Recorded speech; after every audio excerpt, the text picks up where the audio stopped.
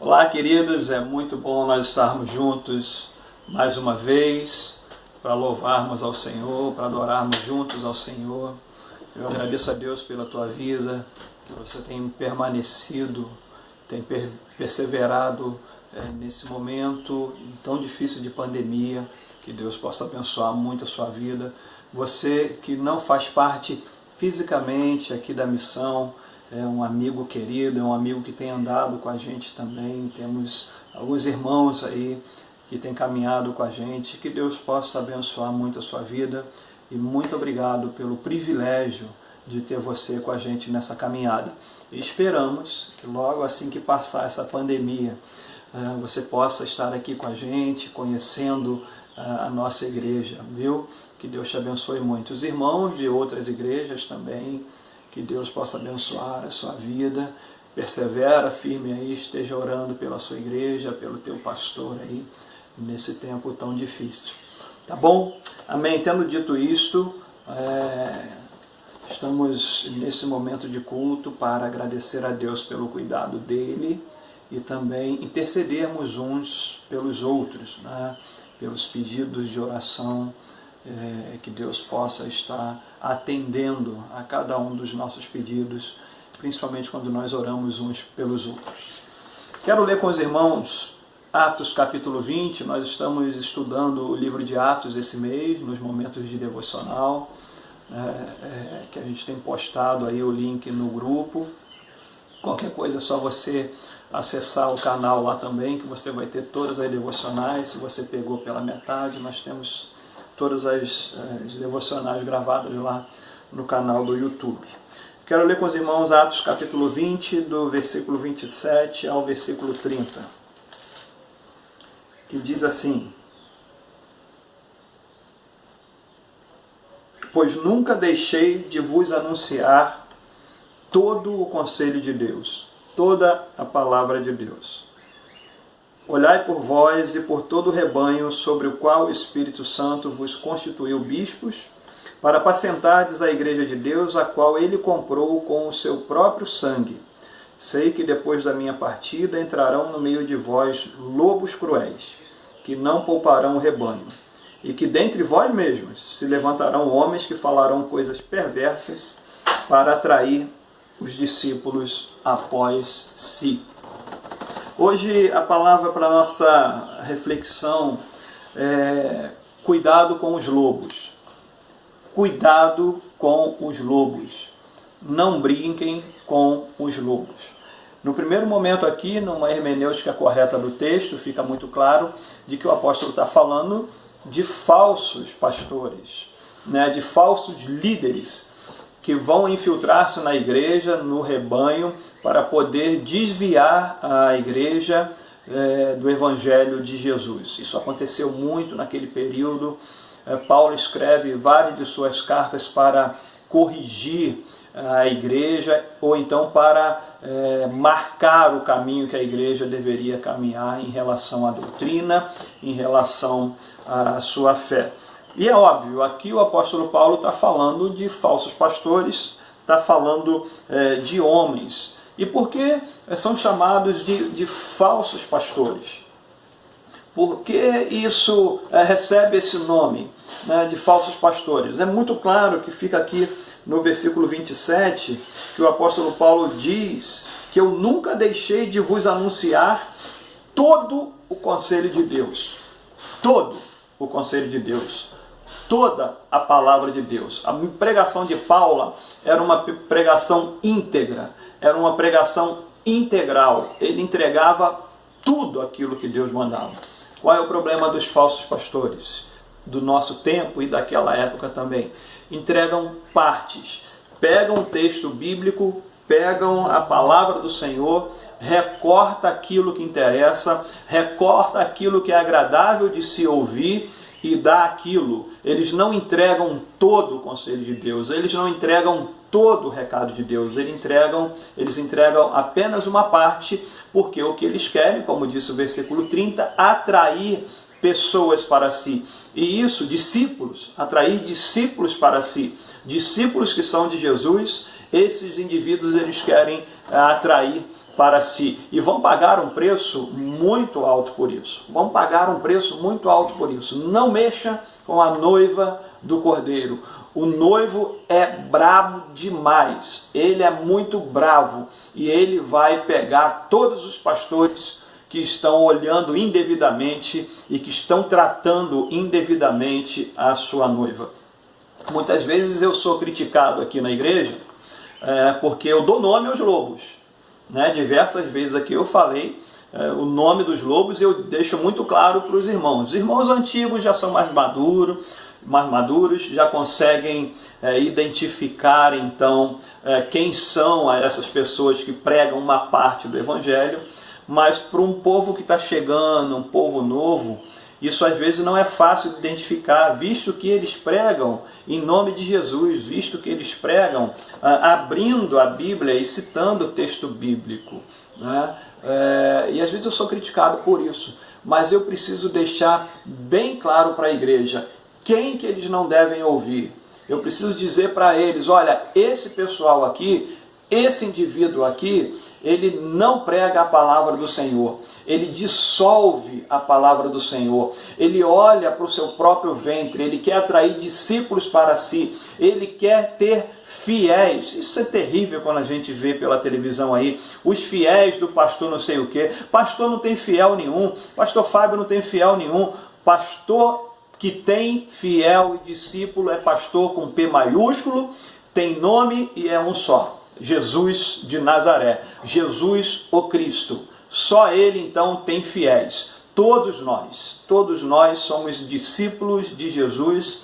E pastor Fábio não tem igreja, pastor Fábio não tem rebanho, nada disso. O pastor Fábio é só o cachorro do bom pastor, que o pastor às vezes manda lá, vai lá e pega aquela ovelha que está fugindo. E aí eu vou lá e pego aquela ovelha que está fugindo e digo, olha, o pastor lá disse que você está indo longe do aprisco e que é perigoso, vamos embora, vamos voltar.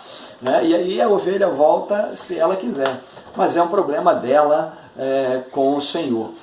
Eu estou aqui para ajudar, e aí a gente vai cooperando com o avanço da obra do Senhor. Então esses homens são falsos pastores porque pregam parte da palavra do Senhor.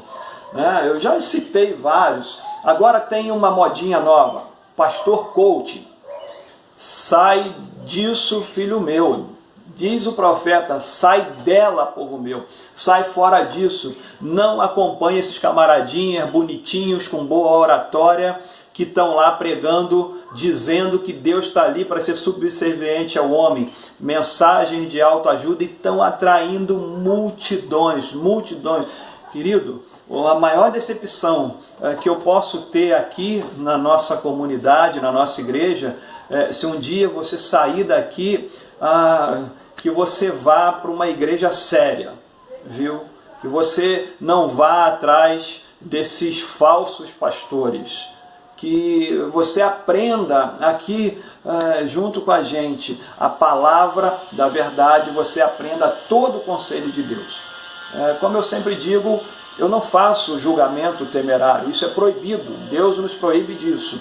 Mas Deus diz também que nós temos discernimento, nós precisamos ser astutos como a serpente, espertos como as serpentes, com os olhos abertos, simples como as pombas, mas precisamos estar atentos. E quando você conhece a palavra, querido, lembra dos bereanos? Ninguém te enrola. Então eu não faço juízo temerário aqui sobre esses homens, eles vão prestar conta ao Senhor. Mas Deus me cobra que eu diga para vocês, estão dissolvendo o evangelho. Fulano. Não siga esses camaradas na internet. São palavras bonitas que dissolvem o evangelho e eles não pregam todo o evangelho do Senhor, toda a palavra do Senhor. São os falsos profetas. Mas hoje eu queria, além de falar dessa primeira parte, que é o que o apóstolo Paulo fala, e essa parte que ele trata especificamente, mas eu queria falar hoje, na verdade, de outros lobos. Nós não somos rodeados apenas pelos lobos falsos pastores. Nós estamos cercados por muitos outros lobos, né? Na verdade, nós somos cercados por uma alcateia, que é tanto lobo, que é tanta coisa, e eu vou pontuar aqui alguns, e a minha oração é que o Espírito Santo fale ao teu coração e abra os teus olhos para que você tenha cuidado com os lobos. Cuidado com os lobos. O apóstolo Paulo recomenda muito bem aqui para que os presbíteros, os anciãos, os homens experientes, os pastores lá, tomassem conta do rebanho de Deus, porque eles chegariam ali, os lobos chegariam sem piedade, e os camaradas chegam sem piedade mesmo, tiram tudo do que já é pobre, prometem coisas que Deus não prometeu. Quando eu falo aqui a respeito de citar nomes, não é por vaidade, orgulho ou arrogância para dizer que eu tenho a palavra da verdade e eles não. Não, querido, eu sei do risco que eu corro se eu fizer isso. Mas eu lido com gente, e gente lá dentro do gabinete que talvez você não saiba. Mas é gente que chega na igreja toda arrebentada, porque foi abusada, porque foi aviltada por pregadores que tiraram dinheiro, que tiraram família, gente que sofre na mão desses falsos profetas, desses falsos pastores. Então, passando dessa parte aí dos falsos pastores, eu quero falar de outros lobos, quero dar nomes a outros lobos que podem estar rondando a tua vida, e fica atento para ver se você tem esses lobos aí. O primeiro lobo que eu chamaria, eu não vou tratar aqui por uma ordem de importância, de valor, não. Eu vou tratar aqui de uma forma aleatória, mas um grande lobo que eu vejo hoje rondando a nossa vida, rondando a vida do povo de Deus, chama-se entretenimento. É um grande lobo com dentes muito grandes, e ele tem devorado o tempo que nós deveríamos estar dedicando ao Senhor. O entretenimento, e aí eu falo aqui de mídias sociais, de televisão, de tantas outras coisas que tomam o nosso tempo, tempo de você ter comunhão com Deus, de ter comunhão com a sua palavra. Perdão. O entretenimento é um grande lobo. Vigia aí, vê se ele não está rondando a tua vida, vê se ele não está rondando a vida dos teus filhos, vê se ele não está rondando a vida da tua esposa, e fala para ele. E protege teu filho, criança principalmente, protege, porque lobo não tem dó de criança, o diabo não tem pena de criança, ele pega a criança e ele quer também matar, porque ele veio para isso. Ele quer arrebentar com o futuro das crianças. Ele quer ele fica feliz quando meninas de 10 anos são abusadas e engravidam pelos demônios dos seus tios. E aqui eu não estou culpando o demônio, não. O demônio é o tio que faz uma barbaridade dessa. O diabo se alegra com isso. Percebe, veja se o entretenimento com que teu filho tem se relacionado, vê se ele não está brincando e o lobo está ao derredor dele. A tua esposa, né? Quantos casamentos têm passado dificuldades, e aqui é papo de gabinete, né? Tantos casamentos que têm sido atingidos aí por esse lobo faminto, esse lobo que quer devorar os relacionamentos entre pai e filho, entre esposo e esposa. Vigia, querido, olha aí e vê se o lobo do entretenimento não está rodando a tua casa. Não tem problema aproveitar a tecnologia, não tem problema, desde que ele não se torne um lobo que devore o tempo do teu relacionamento com Deus, que devore a tua moral.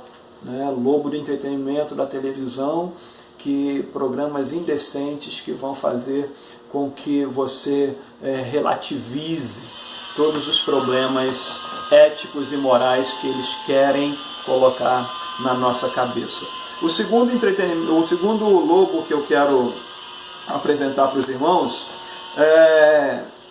está aqui nessa palavra também do apóstolo Paulo, é o lobo chamado vontade. Já preguei outras vezes sobre isso. Trate a tua vontade como um lobo. Essa vontade que controla a tua vida. Quem tem que controlar a tua vida? É a palavra. Nós somos guiados pelo Espírito Santo. Eu não sou guiado pela minha vontade. Eu não faço mais as coisas que eu tenho vontade. Eu faço as coisas que agradam ao Senhor. Ou pelo menos é isso que eu deveria fazer, é isso que você deveria fazer, é assim que nós deveríamos viver. Esse lobo também terrível da vontade, que controla a nossa vida, que quer controlar a sua vida. Fala-se muito no livre-arbítrio do ser humano. O homem tem livre-arbítrio até a sua conversão. Depois que ele se converte, ele passa a sua vida para Jesus. Por isso que nós chamamos Jesus de Senhor. Nós chamamos Jesus de dono, dono da nossa vida. Então, depois que eu entreguei a minha vida a Jesus, eu não tenho mais vontade. Eu não dou mais razão à minha vontade. Eu não vivo mais de acordo com a minha vontade. Eu preciso viver, sou chamado a viver de acordo com a palavra do Senhor. A tua vontade é um lobo feroz que tem devorado aí o controle da tua vida, que tem controlado a tua vida, ou a tua vida é controlada pelo Espírito Santo, ou a tua vida é controlada pela palavra. Olha aí, vê se a tua vontade não tem te arrebentado, vê se a tua vontade não tem te levado para longe do Senhor. Ah, pastor, eu não tenho vontade de orar. Ah, pastor, eu não tenho vontade de ler a Bíblia. Pastor, eu não tenho vontade de assistir os cultos. Eu não tenho vontade de voltar para a igreja. Querido, esse é um lobo enviado do inferno.